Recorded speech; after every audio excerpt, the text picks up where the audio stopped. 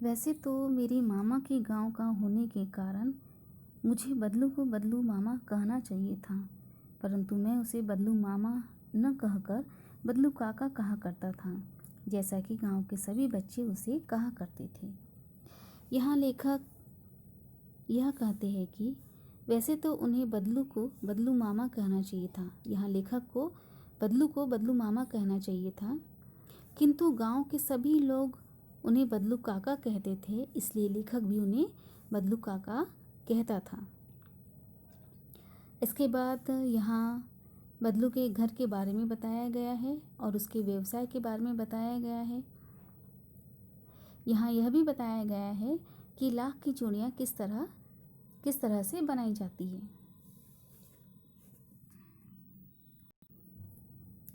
बदलू का मकान कुछ ऊंचे पर बना था। मकान के सामने बड़ा सा सहन था। सहन से मतलब आंगन, जिसमें एक पुराना नीम का वृक्ष लगा था। उसी के नीचे बैठकर बदलू अपना काम किया करता था। यहाँ जो बदलू का मकान था वह थोड़ा ऊंचे पे था और उसके घर के सामने बहुत बड़ा आंगन था, जहाँ एक बहुत पुराना नीम का वृक्ष था, पेड़ था, और उसी के नीचे बैठकर वह अपना चूड़ी बनाने का काम किया करता था। अब यह व्यवसाय वह कैसे करता था ये देखते हैं।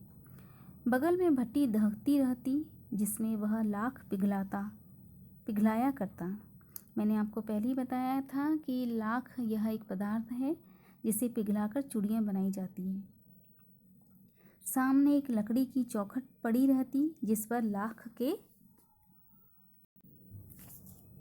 लाख के मुलायम होने पर वह उसे सलाख के समान पतला करके चूड़ी का आकार देता।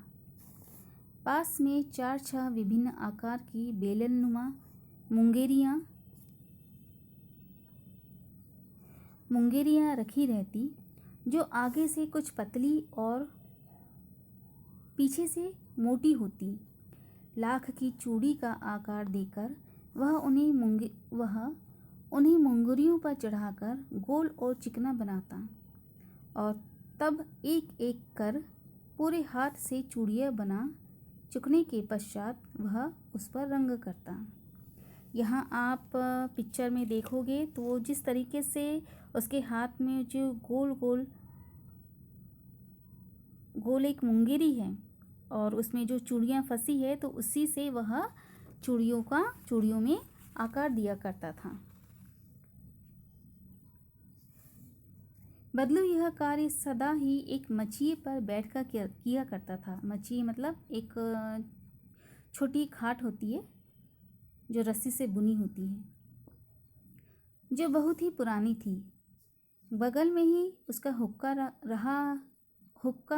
रखा रहता, जिसे वह बीच बीच में पीता रहता और काम करते करते वह अपना हुक्का भी पिया करता था। गांव में मेरा दोपहर का समय अधिकतर बदलू के पास बीतता। वह मुझे लला